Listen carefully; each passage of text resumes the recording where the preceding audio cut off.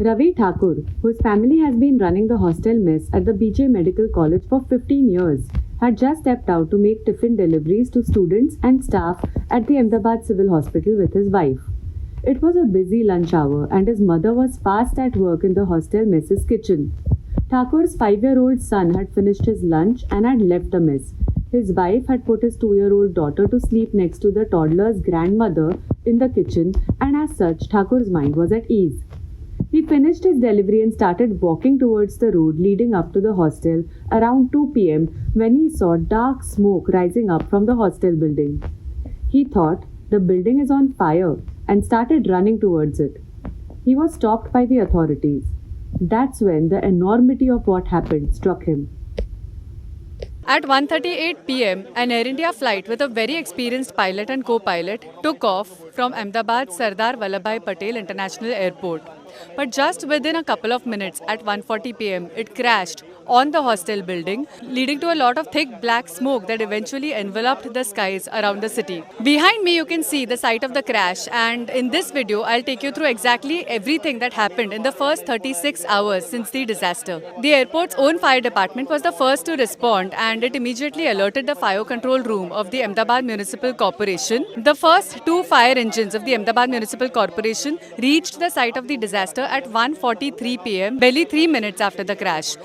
Chief Fire Officer of the Ahmedabad Fire Department, Amit Dongre, told me. Subsequently, a whole army of rescue workers descended on the spot from the Ahmedabad Municipal Corporation, from the Gujarat State Disaster Response Force, from the National State Disaster Response Force, from the Central Industrial Security Force, and so on. Mukesh Chaudhary, NDRF personnel from its Vadodara unit, said he got a call at 2 p.m. and left immediately. When he got there, he realized this was beyond anything he had ever seen or dealt with.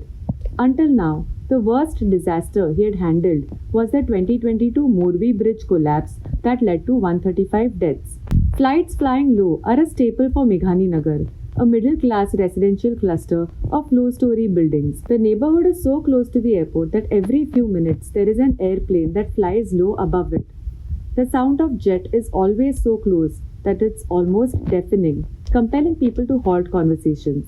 Eyewitnesses from the locality like to speculate that the pilot, in whatever little time he got to react, might have tried to minimize loss of life. There's a large slum cluster close by, and there's also the Ahmedabad Civil Hospital, and had any of these been hit, the damage would have been much higher. That aspect, however, can be confirmed only once the investigation is over and there's clarity on what exactly happened with the Boeing 787 Dreamliner's flight. The Ahmedabad Fire Department got the first call at 1:40 p.m. It immediately dispatched 2 vehicles from the Naroda fire station, which is said to be closest to the site. But on reaching the site, the Ahmedabad Fire Department soon realized that the magnitude of the disaster was beyond just one fire department, and it immediately diverted all the resources of the Ahmedabad Municipal Corporation to the rescue efforts.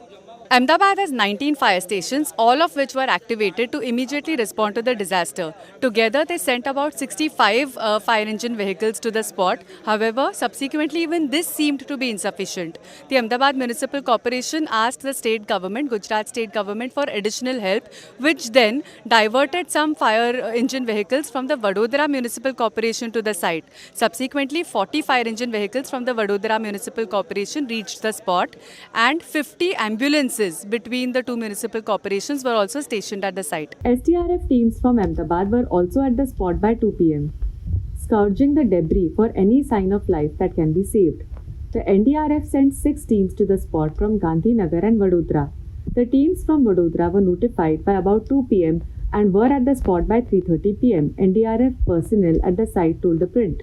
SDRF and NDRF personnel talk about how when they reached the spot, the smoke was so thick in the lane leading up to the site that it felt like they were looking through a veil. Jnaneshwar Shindkar, an NDRF personnel from Vadodara, described how trees had been burnt to the ground and burnt bodies of dogs and cats were strewn around. His first thought was, it would be a miracle if they managed to pull someone out alive. Shindkar and Mukesh Chaudhary said the rescue workers who had reached the spot immediately after the crash had already pulled out some bodies from the wreckage. But after they got there, within the next hour itself, they pulled 91 mostly charred bodies out. While the rescue teams attempted to recover bodies from the debris, they also focused their efforts at rescuing people from the buildings around the site of the crash. In the first few hours, officials rescued about 30 people from the buildings around the site of the crash. There were a total of 8 buildings around the site of the crash, including the hostel buildings and some residential buildings, as well as one canteen. Simultaneously, debris from the buildings was also being cleared and the bodies from there were being moved to the hospital. The Junior Doctors Association at the BJ Medical College released a statement Saturday that a total of 4 MBBS students who were having lunch in the hostel mess died in the incident. 20 others were injured in the accident on Thursday. Of these, 11 have been discharged and are in a stable condition. There were family members of super specialty doctors staying in the Atulyam building. Of these, 4 lost their lives. Additionally, the wife of one resident doctor from the super specialty department is injured. All the injured persons are recovering quickly and their condition is currently stable, the statement said. By 12 am on Thursday, a bulk of the work was over. Bodies of passengers and in many cases body parts had been pulled out of the debris and the rescuers had called it a night.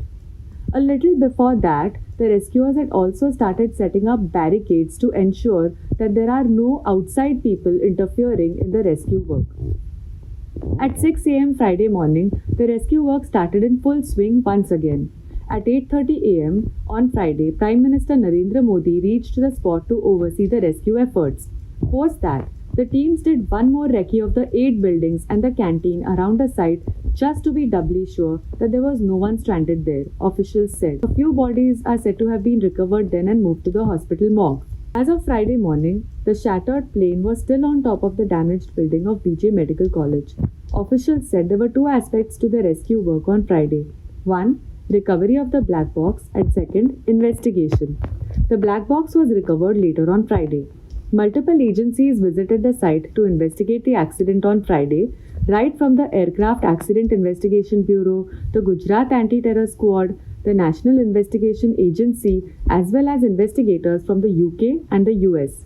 Civic authorities say the site will be preserved for the next 24 to 48 hours since a number of agencies are trying to look at the possible causes. At the Ahmedabad Civil Hospital, the mammoth exercise of taking DNA samples from the bodies recovered was underway on Friday. By the time night fell, ambulances started lining up before the morgue of the 1200-bed hospital, loading bodies to take them a few meters away to freeze them for the next 72 hours till the DNA results are back. Meanwhile, through the day, Thakur and several others like him, whose relatives are still missing after the tragedy, was shuttling between the site of the crash and the hospital, hoping for some news and praying that it would not be the worst. For The Print, I am Manasi Phadke with Praveen Jain behind the camera.